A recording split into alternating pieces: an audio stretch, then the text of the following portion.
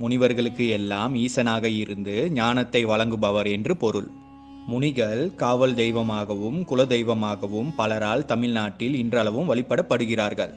அந்த காலத்தில் கிராமங்களில் திருடர்கள், கொள்ளையர்கள் போன்றவர்களிடம் இருந்தும் பெரும் மழை, புயல் போன்ற இயற்கை பேரிடர்களில் இருந்தும் காக்கும் பெரும் சக்தியாக முனி இருந்துள்ளனர்.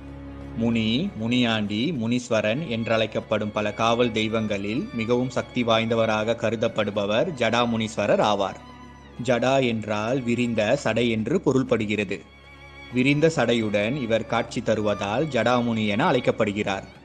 இவர் தலைவிரி கோலமாக சுடுகாட்டு சாம்பலை உடலில் பூசிக்கொண்டு, கொடிய பாம்பை கழுத்தில் மாலை போல அணிந்து கொண்டு, கையில் பலவித ஆயுதங்களை ஏந்தி கொண்டும் தவறு செய்பவர்களை அச்சம் கொள்ள வைக்கும் அகோர உருவத்தில் காட்சியளிக்கிறார்.